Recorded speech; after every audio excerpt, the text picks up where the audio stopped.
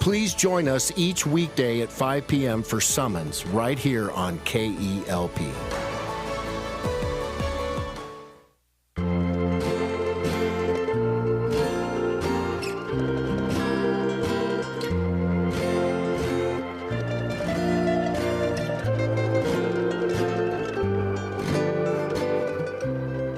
You are listening to KELP El Paso. Feed your mind, feed your soul at 1590 AM, 95.9 FM. Streaming worldwide at KELPradio.com. 915 Talk is a production of Desert Voice Media. You can visit desertvoice.media to learn more. 915 TALK. The world is looking at El Paso. What will we say to the world? From the KELP studio in El Paso, this is 915 Talk. And now your host.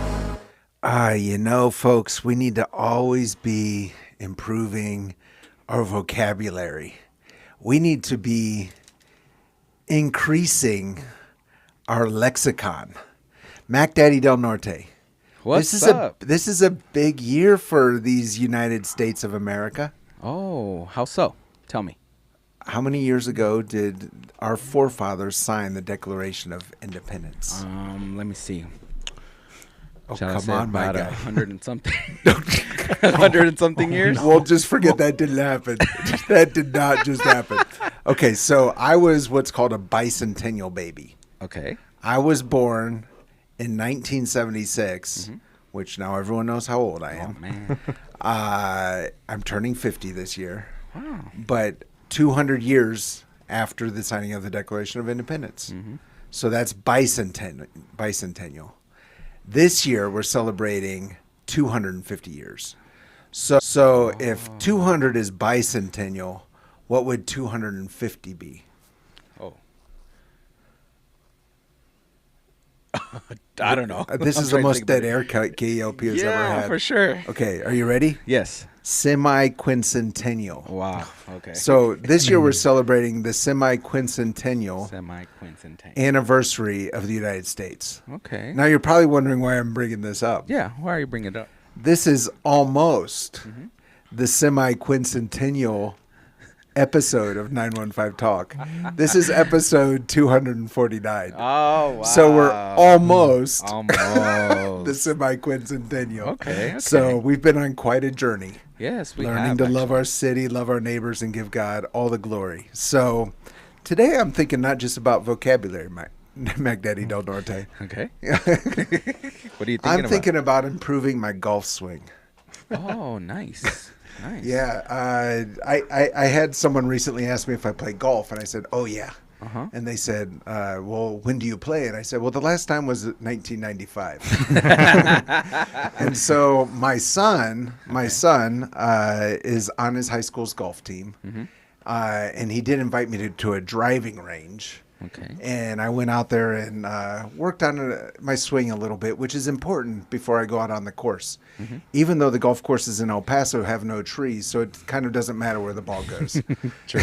I guess. It's kind of like all the golf courses are one giant driving range. And so it's great that we have this service in our city of a driving range, right, Mac Daddy Del Norte? I know that's something you think about a lot.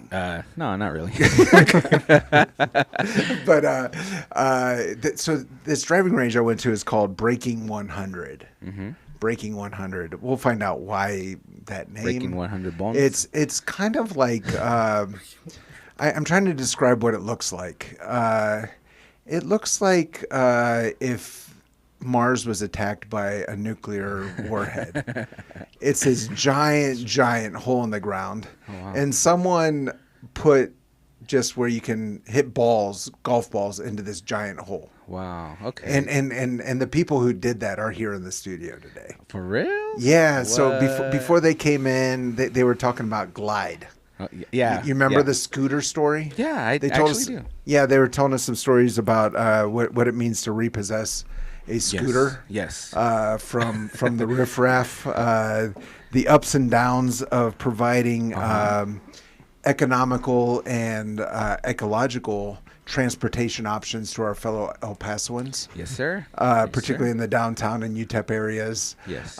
So we talked about Glide. Then they started another business. It's called Breaking 100s, this driving range. So we're going to talk about that. Okay. They're also, have you ever heard of Truvize Financial Planning? Yeah, I have actually. Yeah. Every day. Every day. All day, every day. All day long. 24/7. Truvize. Yes, TRUVIZE.com. Truvize Financial Planning.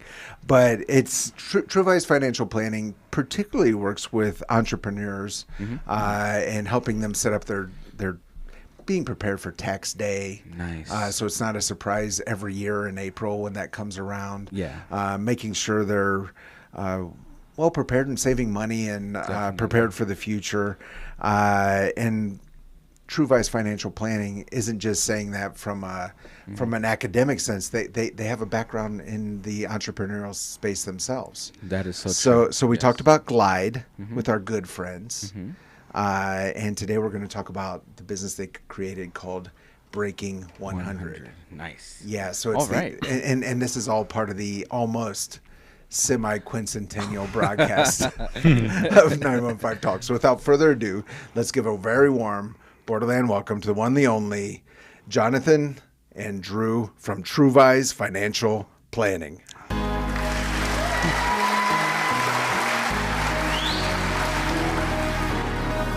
Drew and Jonathan, welcome back.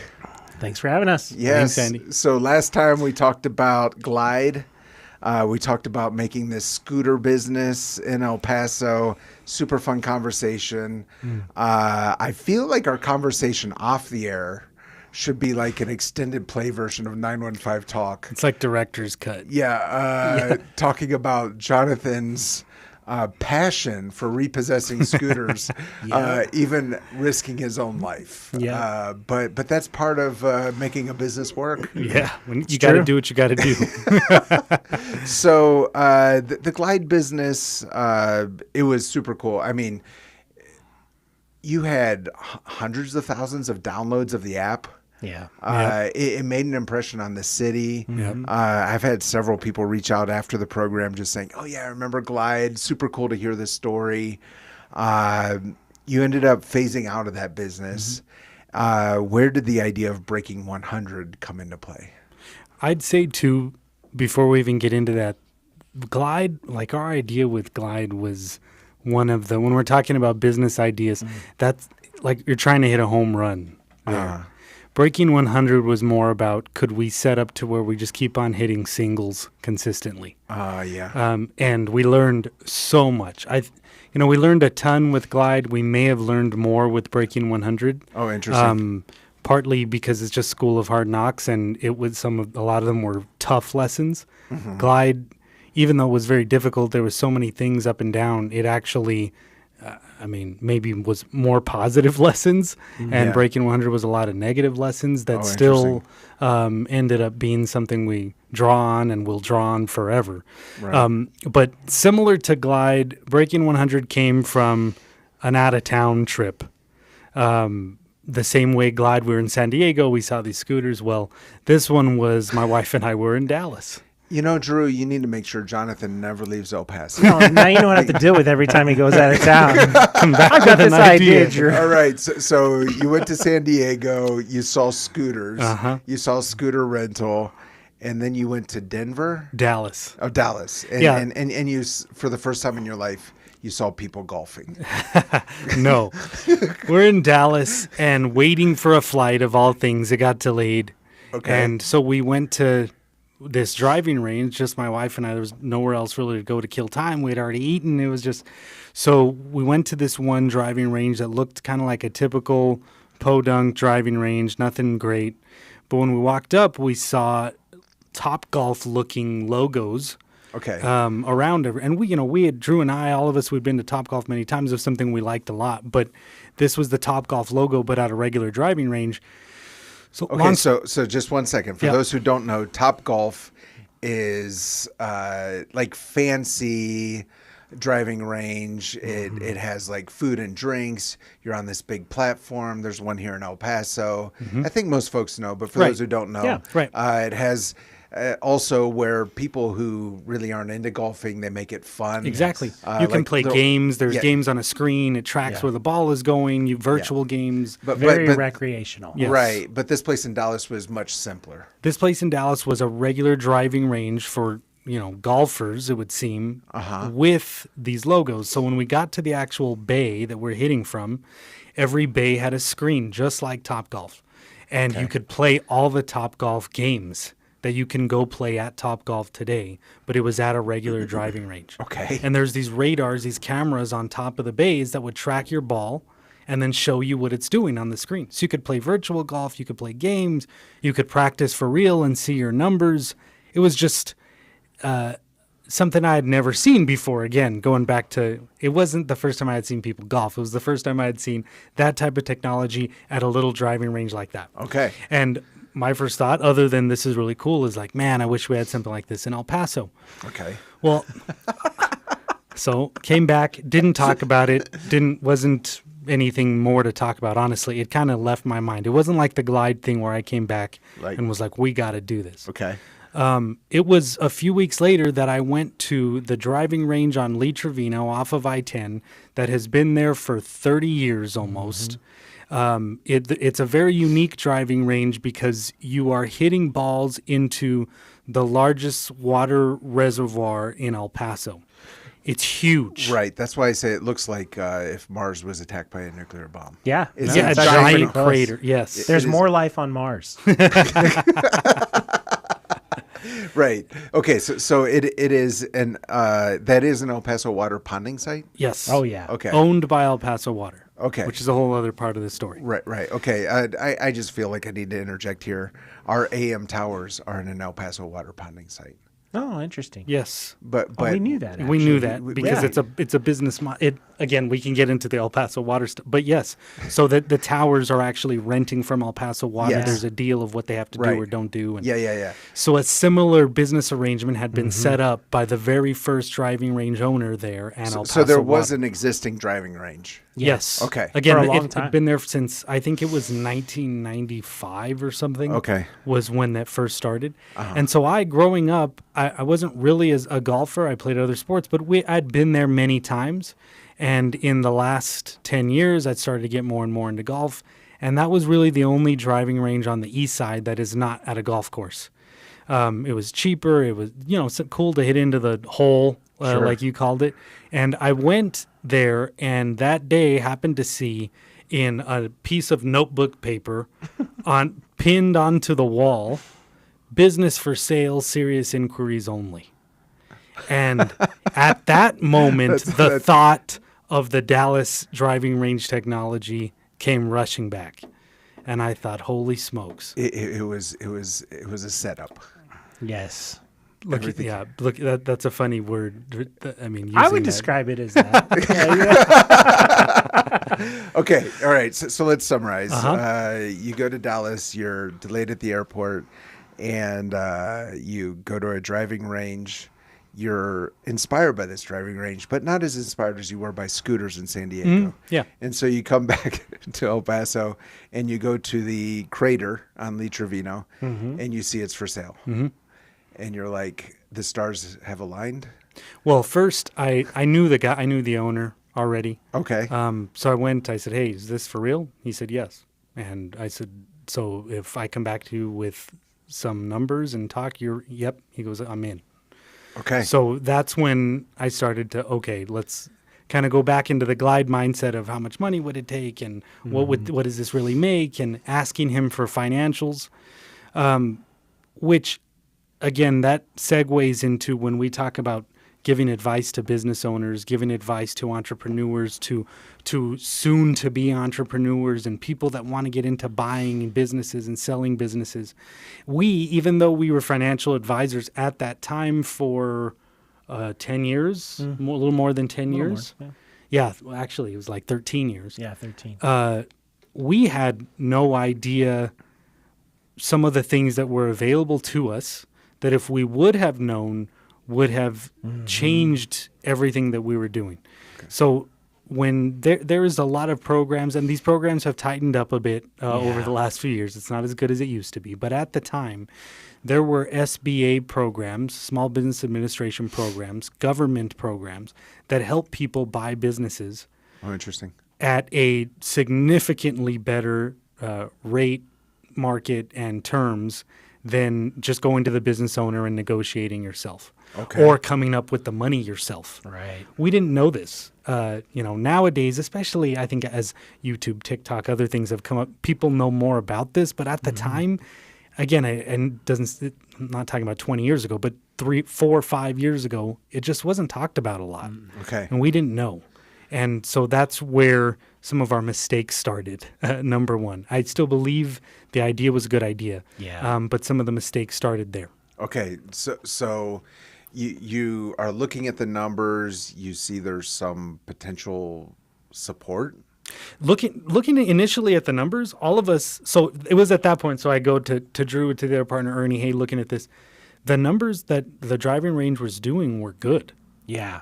And they were record numbers for the time because that was right post-COVID. And golf had a massive uptick and surge in popularity. Massive. So he was already breaking all kinds of records and sales of golf clubs and just people coming by and getting bucket of balls and stuff. So he made a great move selling then. When did you come back from Russia?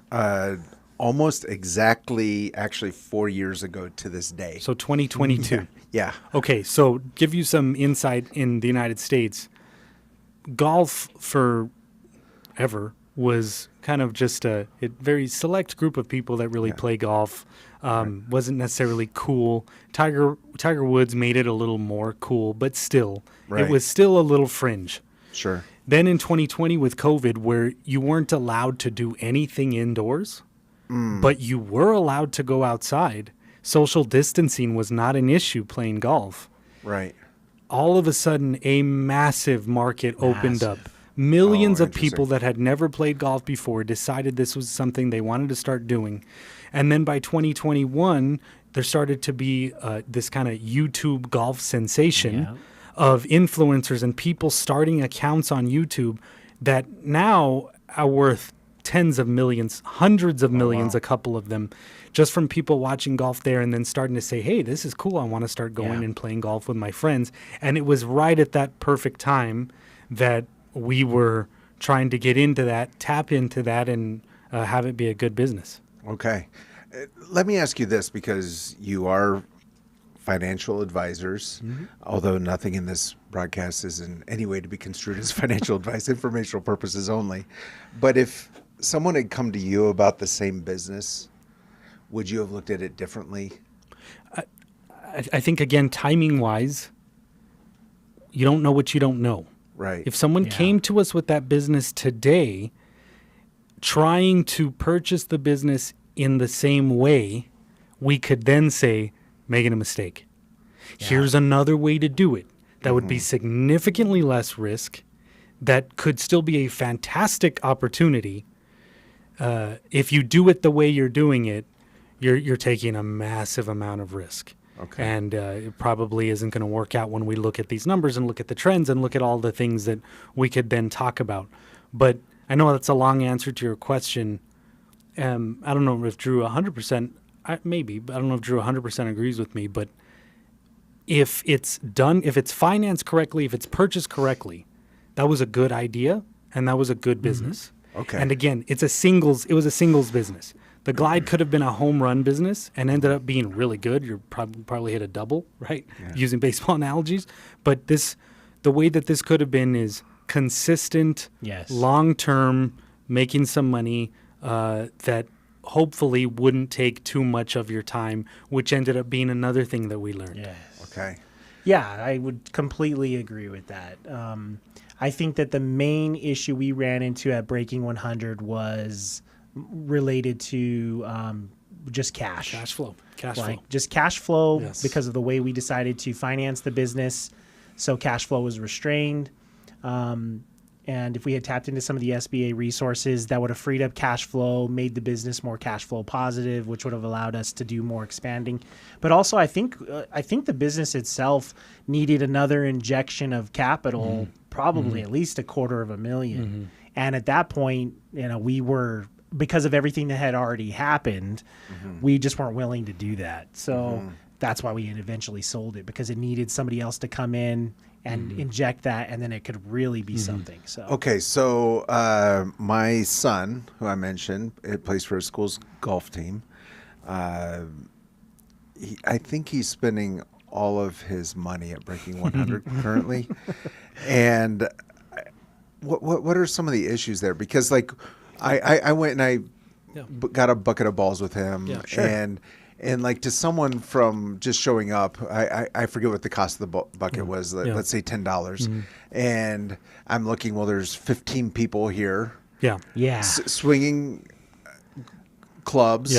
That's $150. Wait, look, that guy went back and got another bucket, and like, I'm doing my napkin math. In my head, and I'm like, well, this place has to be killing it.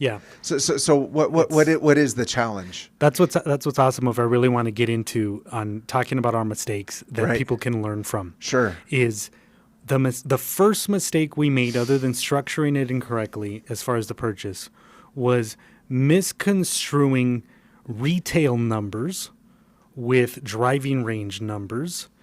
And not delineating that those are two very different businesses.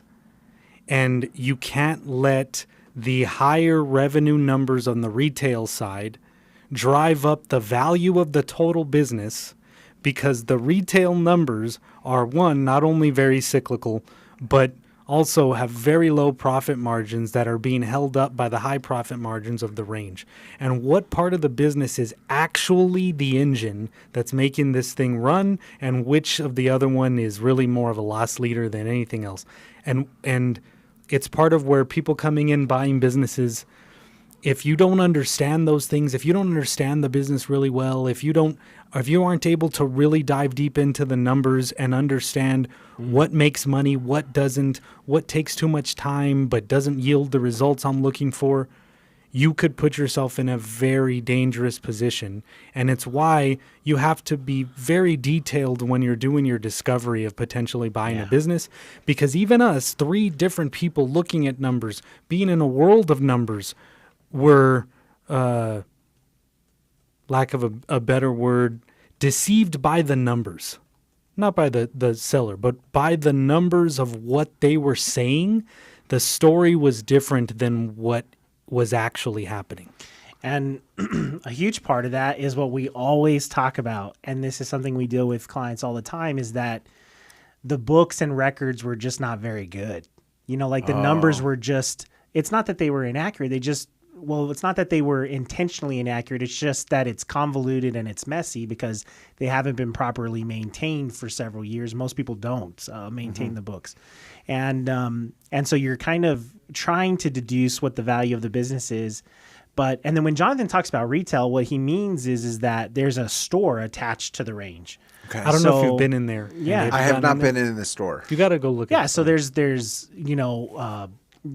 club Like a pro service, shop. like repair shop, Yeah. a pro shop with clothing and some clothing, but mainly just clubs and club sales. And the complexity that comes behind running a retail operation and keeping inventory, you needed more capital even just to do that side of it, was very unexpected. And then, like you're saying, going out on the range, you see all these people here, but when we purchased the business, the price of golf balls because of COVID, and I think it's called Cerulean. Cerulean. That little component that golf balls are made out of, it tripled the price of range balls.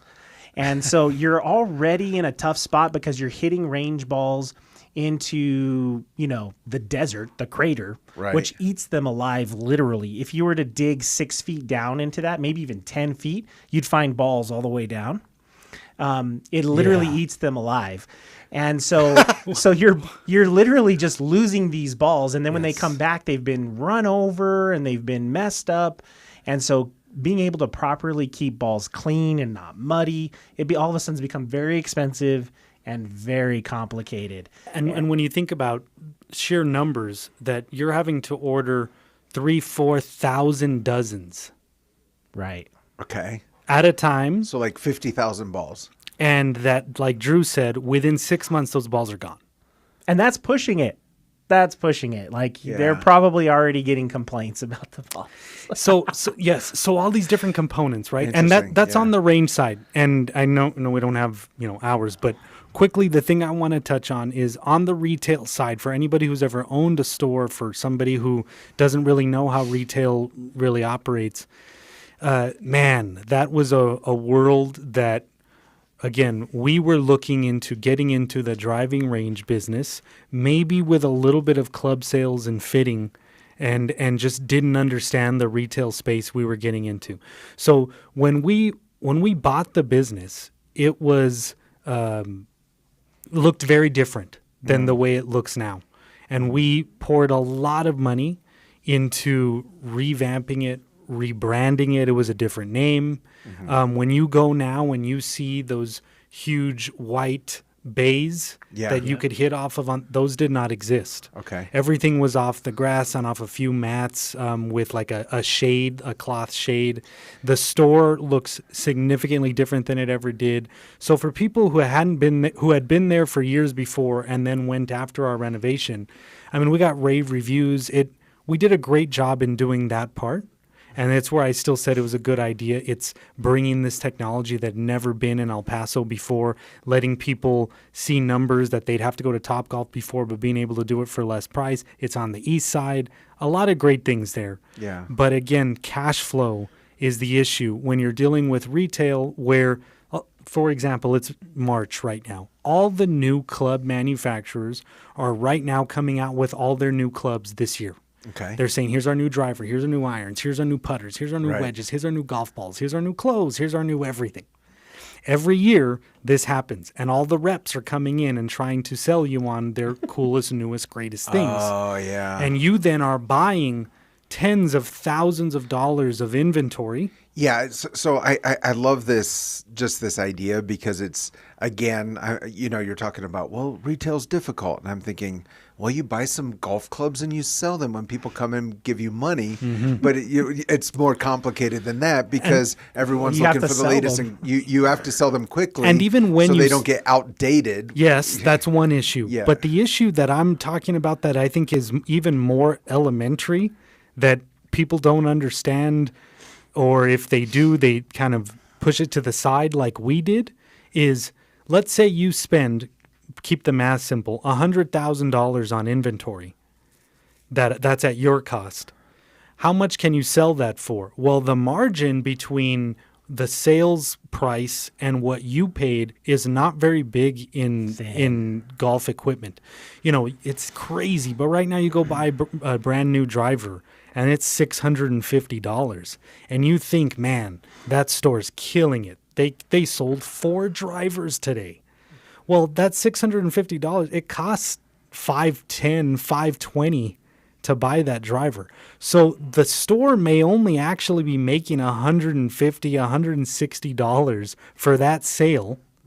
That then has to get spread down into paying employees and paying rent and paying insurance and paying a commission and all the other things, where the store's not actually making that much money on that driver. So that's one issue. What really is the issue is most of these club manufacturers, clothing manufacturers are selling these items to you on your account where the bill is not due for 2, 3, 4 months. So what is very important is cash flow management. And you sell, and it looks like we had a fantastic April. But hold on, buddy, because all those bills are due in June. And you better know how much cash you have and what's coming. And, oh, no, something broke, and now we need to use some of that cash, but we still owe it in June. Cash flow management on the retail side with the driving range attached was an animal that we didn't understand, that we understand a lot more now, and that we could really help, business owners understand. And I'll say this too. One of the main problems that we didn't really recognize until it was later is that the driving range was completely physically dislocated from your retail store. So Andy's never been there. Yeah. So you have to walk, what, 50 or 100 feet down to the store to get in. So you have hundreds of people coming to the driving range that never even walk into the store. Right. If you had Such a your missed store opportunity. there and you had those people, of course you would sell way more clubs and way more clothes and tees and all- everything yes. because you actually have people coming in, and that traction is gold. But we were just not. That's what the capital injection. That's what you needed. You needed to be able to build that facility. Which took a couple years to realize. Oh Yeah. man, Like this when you're is at what you needed. Right. When you're at an amusement park, when you get off the roller coaster, you have to go through the gift Case in shop. point. Absolutely. Yeah. Yeah. And And so, the soft goods, yeah. the tees, the t-shirts, the hats, the everything, those are 50% margin. That's where you can That's make the some margin. money. Right. The hard goods, which are the clubs, you're not really making the money there. All right. Yeah. If you're just joining us with Jonathan and Drew, good friends of this program, they're with Truvize Financial Planning, TRUVIZE.com. If you missed that the other 10 times that was mentioned on this radio station today. But really good guys. And I appreciate you guys sharing some difficult stories because I think that's where we can learn, not just from the mad, crazy successes in life. And you mentioned that the books were maybe a little bit convoluted, not intentionally. We're going to have the traffic break right now, but when we get back, I'd like to hear maybe one or two pointers you would have for people who are looking at a business and what they might be a red flag or a green flag in the books, yellow, whatever the case would be. But right now we do have Charlie 1 on the phone. Charlie, what are you seeing out on the roads this afternoon? Andy, a few crashes I want to get to. First of all, Upper Valley, we have Spur 16 and Trans Mountain and a crash PD on that. They're trying to sort that one out and maybe get it out of the roadway, Spur 16 and Trans Mountain. Then in the valley, North Loop and Zaragoza, we have a crash east side, Yarborough and Edgemere on the crash. That's a busy intersection there, far east side. And then how's the freeway looking? Well, I-10 East Piedras through Spaghetti Bowl area, a little bit tight there. You're going to be tapping on the brakes once in a while, but not the stop and go. Where you are stop and go and bumper to bumper is I-10 west of Thorn, where they cut off lanes on that bypass right there. I-10 west of Thorn, really thick traffic right there and causing delays. Andy, back to you. Charlie 1, it sounds like there's a lot going out in the roads this afternoon. Today I'm thinking about what would be the perfect afternoon in El Paso, because we have Drew and Jonathan with us. At one time they were running the driving range, breaking 100 over on Lee Trevino. And I was thinking, you know what? That would be the perfect afternoon in El Paso. It would be going to the driving range, and then after the driving range, picking up some menudo on your way home. Where would you recommend people pick up that bowl of menudo on their way from the driving range? That's true, on the way home, and they can pick it up at Eastside Choice Meats, Lomaland and Tradewood. Homemade menudo, it's homemade, and they have the containers there, but pick it up, take it home, and maybe if you're too tired, you can, first you want to just relax and rest and then eat it, you can do that.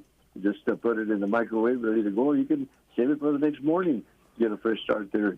And to get it, at Eastside Choice Meats, Lomaland and Tradewood, Andy. Thank you, Charlie 1. We'll talk soon.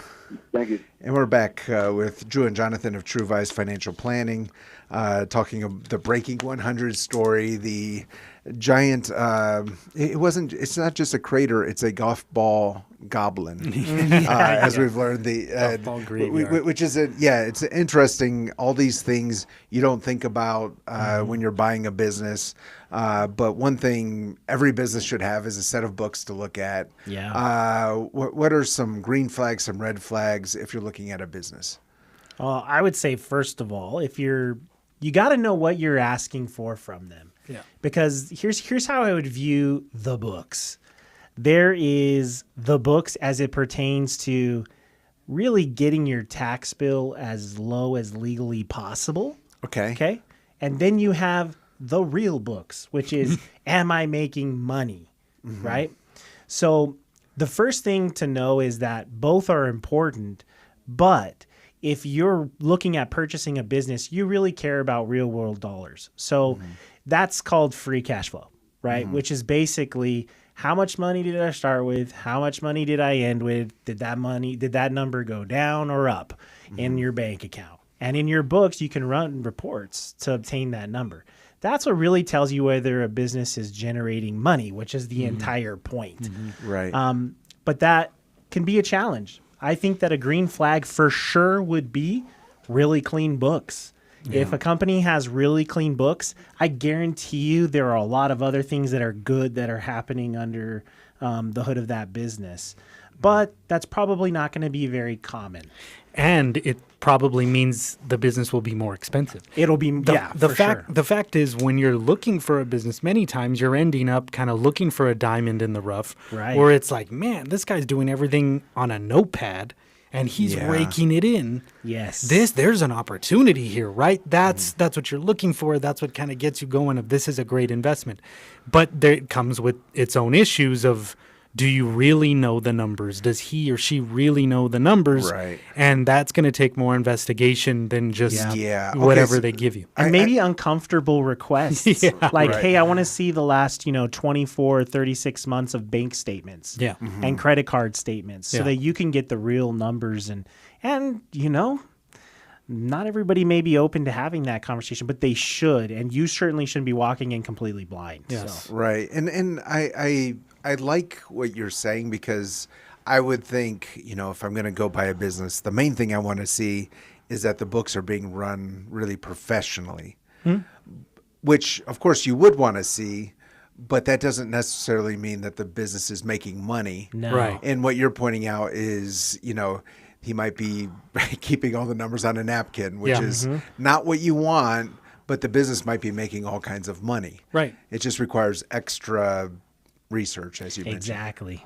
Another thing that I would add to it is, are you buying a business so that can be a quote unquote side business, or are you buying the business knowing you're buying a job? Okay. Because that's, unfortunately, so many people think I'm going to buy a business, aren't realizing that most of the time you're buying a job. So if that is the case, how much is that person getting paid, and does it make sense to buy that job? Right. We're talking about red flags, first of all, if you're going to buy a business, you should be there often and see what's happening all day, every day, and what's really happening. So hang out there and learn and see what the business owners employees doing. aren't opening the gate and coming in after hours to hit balls with their friends. And so if you're seeing the owner there all the time, doing a lot of different things, wearing a ton of different hats, red flag number one, that you're buying a job. Okay. If there's not enough money, when you're looking at the books to pay some multiple manager structure, Sure. you're buying a job, Right. which is okay too. Yeah. But you have to know what You have to have the right that's what you're getting into. expectation, yeah. Because so many people, and we were guilty of this in some ways. Part of it we knew, like what the time it was going to take, but part of it we had no idea. In that, when someone is at a business from open to close 6 days a week, and the seventh day, because it's a driving range, it's open Sunday also, they're there a few hours. Somebody is going to also have to be there the same way in order to get similar or better results, because people are people, and when you're not there, there's going to be some drop off in performance many times, and you need a good manager, you need good structure, and you need good systems in place that people can follow. But still, it's just we're people, right? So there's always a drop off in some of that. And so that'd be a red flag for me, not just in the books, but are you seeing the business owner have to do a ton all the time, always being there? You need to know what you're getting into. Right. Okay. So you're not just looking at the books, you're looking out. Operations. Right. And so the number one thing you're looking at is who's here during the day. Yes. Is it the owner? Is it other people?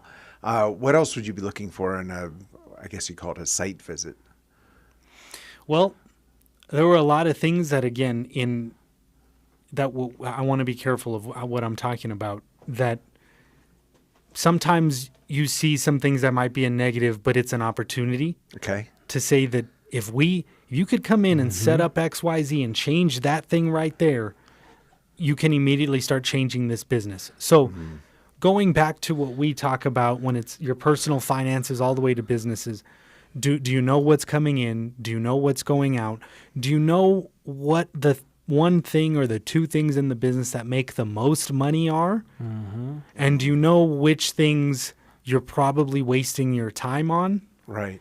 That's not just going to show from looking at some financials. Right. You're going to have to go and be around and see what takes the most employee time, what takes the least employee time, what do you see customers like the most, what do you see customers kind of ignore, and you're coming in fresh with an opportunity to not just be stuck in a habit and say, we can get rid of this thing and this thing because they're not making money or customers aren't really into it.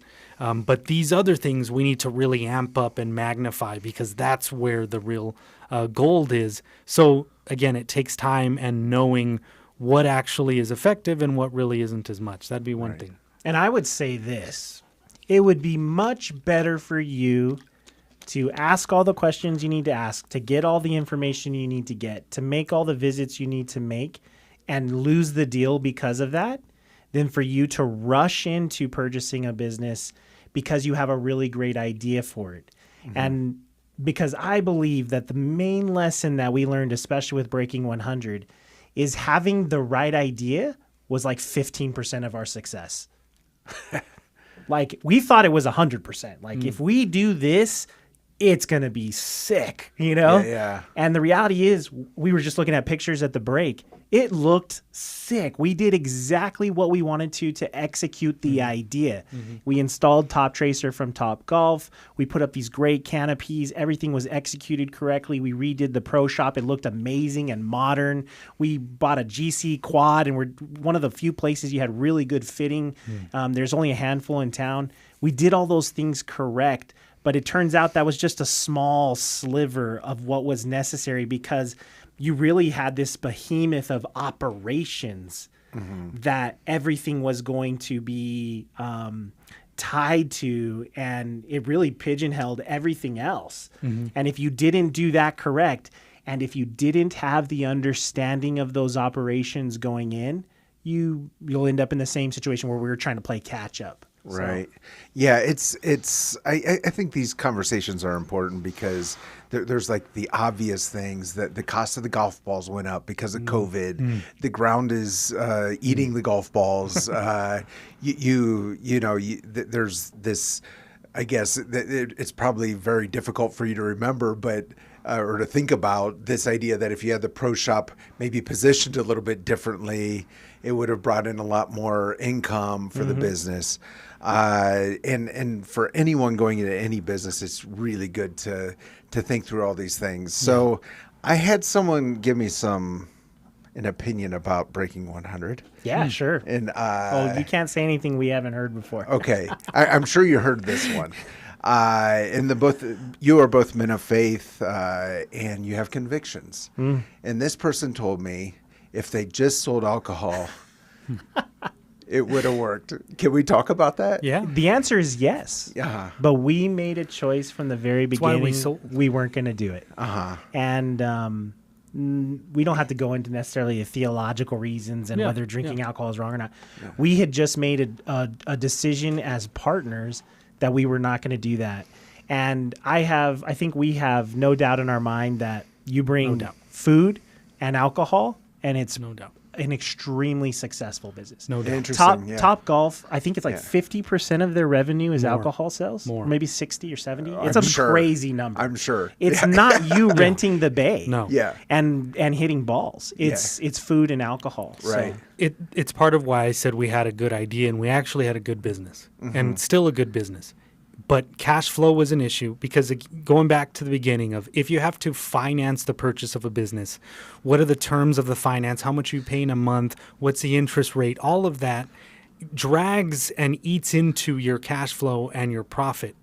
We had a business that was making money and it was profitable and it was making good money. yes. What we needed was an additional 15, 20% from somewhere that we tried to efficiency, all kinds of stuff. And ultimately we were getting everything out of that place that we could. we needed one more thing. Yeah. And the answer was we knew the whole time, but we had chosen not to do it from the beginning, and then we stuck with that. Honestly, at the beginning, we didn't think it would be necessary. Yeah. That was another partial mistake there, right? Was thinking that we'd be able to hit the number we needed to hit just with the golf and the entertainment and kind of family, just it'll be fun to play on a screen like Topgolf. We're missing one extra piece, which is just that kind of hanging out at night and adding the food and the alcohol being the main piece. Yeah. That would have done it. And it's part of why when we sold, we believed it was such an attractive business to buy. Because, and I'll tell you some funny stories. I mean, I had dozens of conversations, and many times it came down to people just not believing us. Yes. Of me saying, look, if you just did this, and they'd be like, then why don't you? Like, that sounds fishy. That's weird. Yeah. And finally, we ended up, the person that bought it understood, saw the vision of showing them the numbers and saying, if you just did this, if you just added alcohol, added some food, look what this business could be. And it's why it was attractive. Right. But yes, you brought up the alcohol question, and you're 100% right. That's what can make that place even more profitable and a better business. Yeah, and I find it interesting because I bring it up, and the both of you were just resolute. Like that's not what we wanted to do. We weren't going to do that.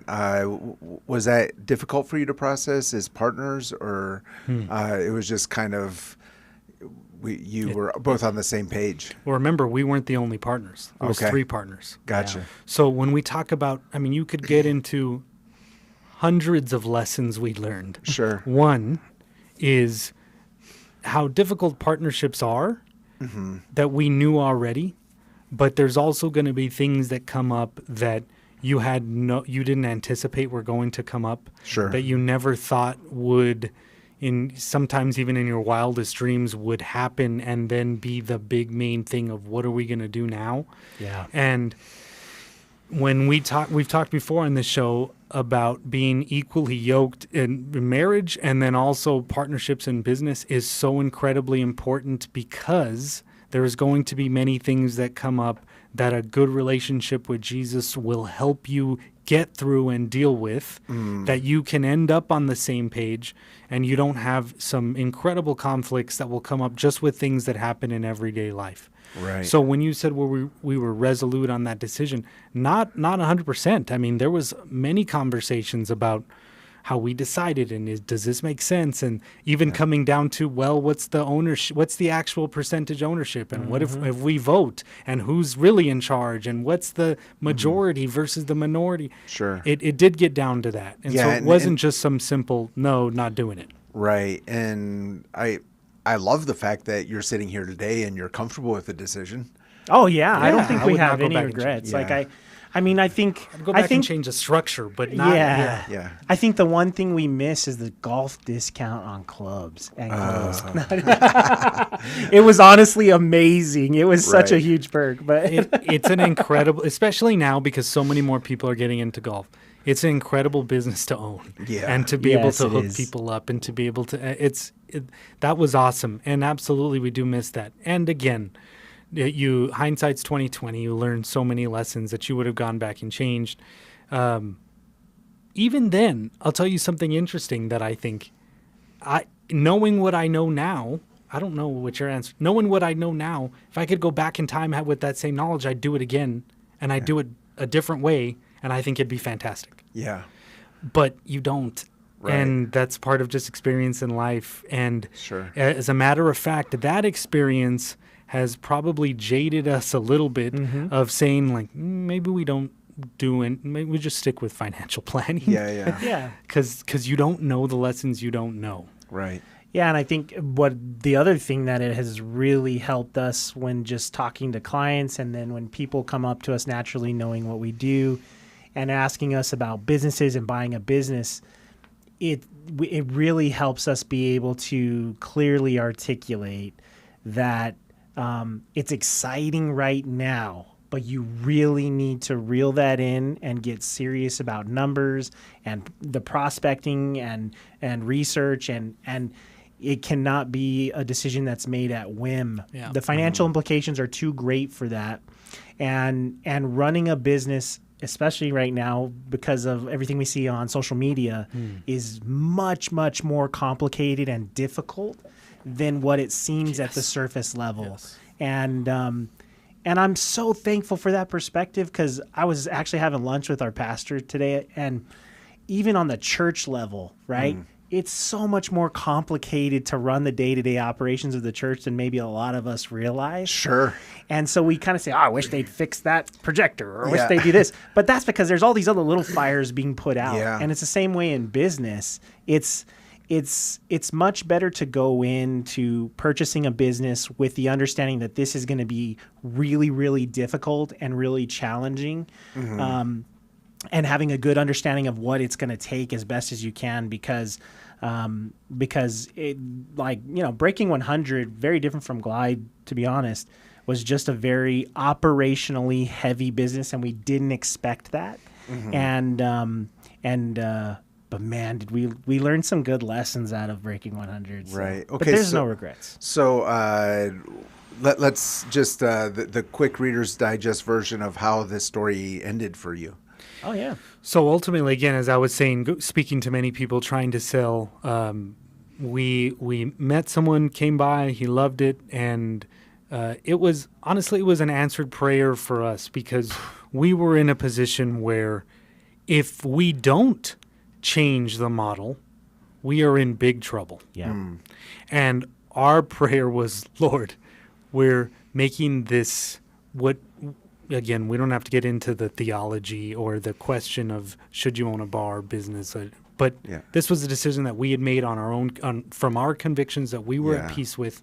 And if this is really what it's supposed to be, Lord, we need somebody to come through here and see the vision and buy it from us. Yeah. And without getting into specifics, not only did God answer that prayer at the time that was needed, but nearly to the dollar, Andy, of what we paid, what we invested, what we needed to get us out and get us back to even. Wow. And we didn't make money, but we didn't lose everything that we were the stress was huge at that time. And God just answered prayers there that I'll never forget, the faithfulness of God coming through there when we needed it, exactly how we needed it, how much we needed it. Yeah. It was an amazing answered prayer. I'll never forget, after we finished signing the documents, I mean, we were literally a month or two away where we were going to have to make hard decisions. And after we signed the documents and we sold the business, Jonathan came out and we were getting in our cars. And Jonathan looked at me, he's like, nobody's going to understand, but you and I, we just finished our war.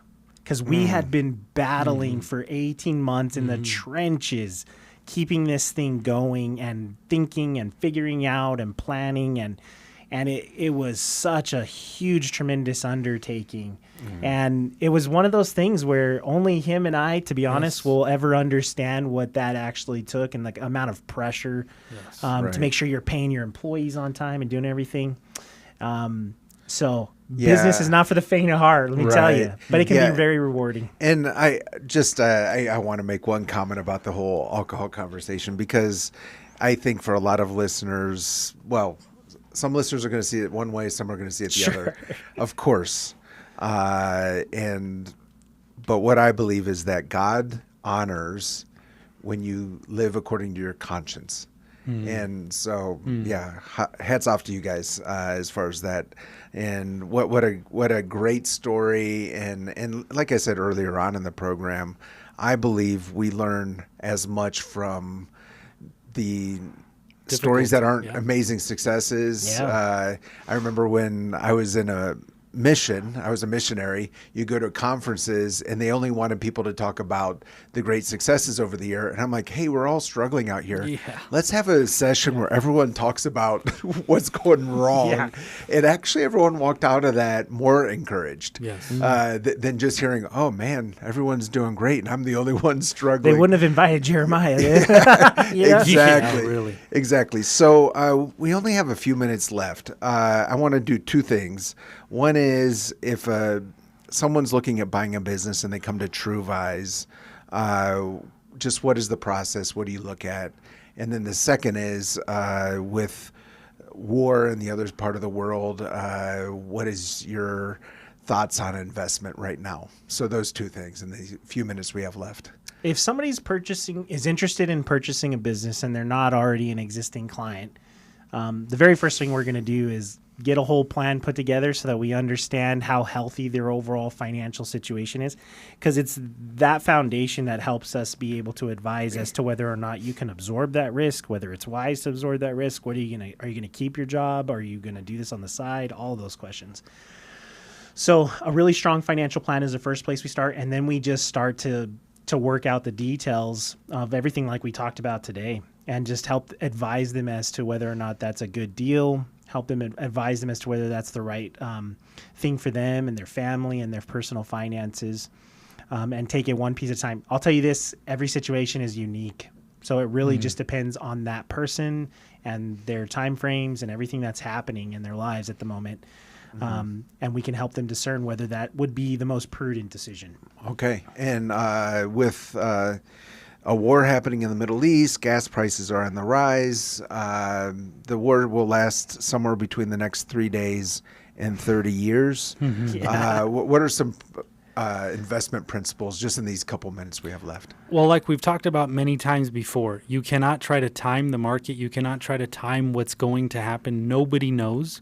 The oil prices over the last couple of days are a perfect example. They went from $50, $60 a barrel to over $100 a barrel, then back down to $70 a barrel in the span of 24 hours. Yeah, it's crazy.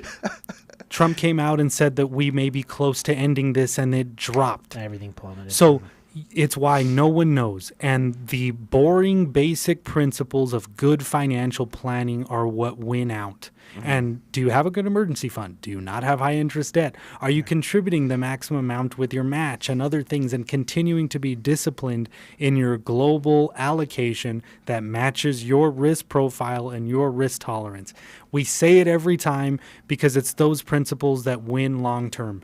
The people who are trying to sell strategies that are estimating where oil prices are going to be next week, or what the AI market is going to look like after a war in Iran, nobody knows.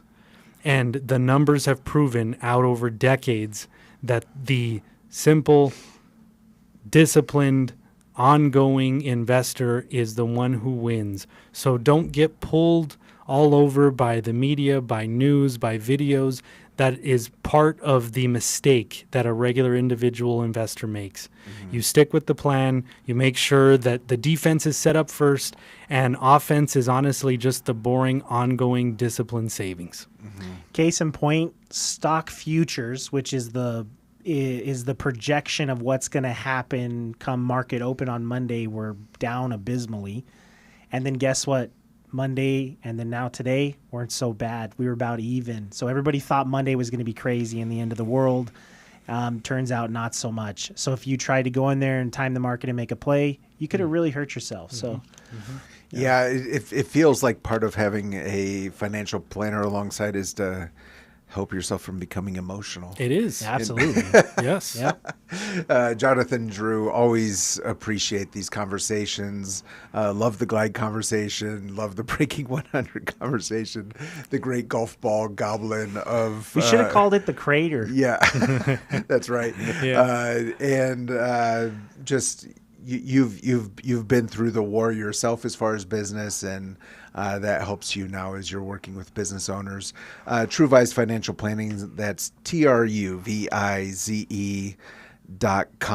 And again, thank you for coming in. As we always say, let's learn to love our city, love our neighbors, and give God all the glory. This has been 915 Talk.